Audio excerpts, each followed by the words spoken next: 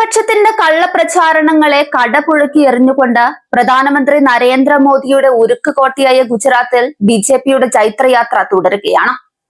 വികസന വിരോധികളുടെ സഖ്യത്തെ അക്ഷരാർത്ഥത്തിൽ നിഷ്പ്രഭമാക്കി സംസ്ഥാനത്തെ 15 മുനിസിപ്പൽ കോർപ്പറേഷനുകളിലും കാവിപ്പട അധികാരം പിടിച്ചടക്കി. ജനവിധി ബി.ജെ.പിക്ക് അനുകൂലമായി മാറിയ ഈ മഹാവിജയം 2026 നിയമസഭാ തെരഞ്ഞെടുപ്പ് ഫലം കാത്തിരിക്കുന്ന കേരളം ഉൾപ്പെടെയുള്ള സംസ്ഥാനങ്ങൾക്ക് വലിയ ആവേശമാണ് പകരുന്നത്.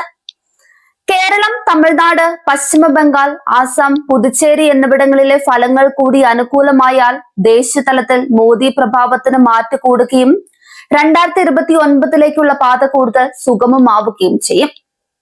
പാർലമെന്റിൽ വനിതാ സംവരണ ബില്ലിന്റെ കാര്യത്തിൽ ബി.ജെ.പി നേരിട്ട അപ്രതീക്ഷിത തിരിച്ചടിക്ക് ഗുജറാത്തിലെ വിജയം ശക്തമായ മറുപടിയായാണ് പാർട്ടി കാണുന്നത്. ഭരണഘടനാ ഭേദഗതിക്ക് ആവശ്യമായ ഭൂരിപക്ഷം ലഭിക്കാതെ ബില്ല് ലോക്സഭയിൽ പരാജയപ്പെട്ടത് പ്രതിപക്ഷം ആയുധമാക്കിയിരുന്നു. എന്നാൽ ജനങ്ങൾ ഇപ്പോഴും മോദി സർക്കാരിനൊപ്പമാണെന്ന് തെളിയിക്കുന്നതാണ് ഗുജറാത്തിലെ ഈ ജനവിധി എന്നാണ് നേതാക്കൾ അവകാശപ്പെടുന്നത്. ആകെയുള്ള 192 സീറ്റുകളിൽ 146 എണ്ണവും ബി.ജെ.പി സ്വന്തമാക്കിയപ്പോൾ കോൺഗ്രസ് വെറും 18 സീറ്റുകളിൽ ഒതുങ്ങി.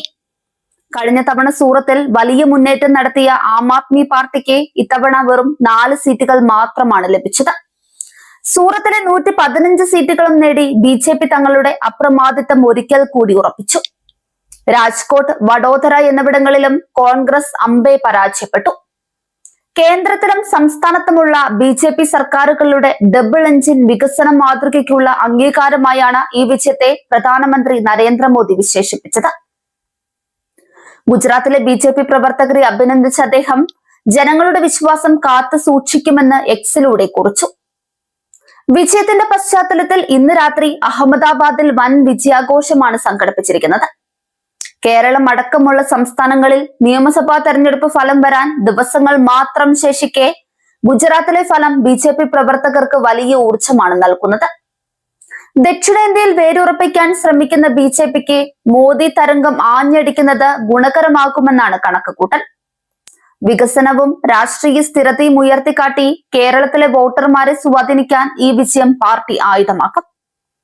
കേരളം ഉൾപ്പെടെയുള്ള സംസ്ഥാനങ്ങളിലെ വോട്ടെണ്ണൽ മെയ് 4 നടക്കാനിരിക്കെ ഗുജറാത്തിലെ വിജയം രാഷ്ട്രീയ ചർച്ചകളിൽ പ്രധാന പ്രമേയമാകും. എക്സിറ്റ് പോൾ ഫലങ്ങൾ കൂടി പുറത്തു വരാനിരിക്കെ രാജ്യത്തെ രാഷ്ട്രീയ സാഹചര്യം മോദിക്ക് അനുകൂലമായി മാറുന്നു എന്ന വിലയിരുത്തലിലാണ് ബി.ജെ.പി ക്യാമ്പ്.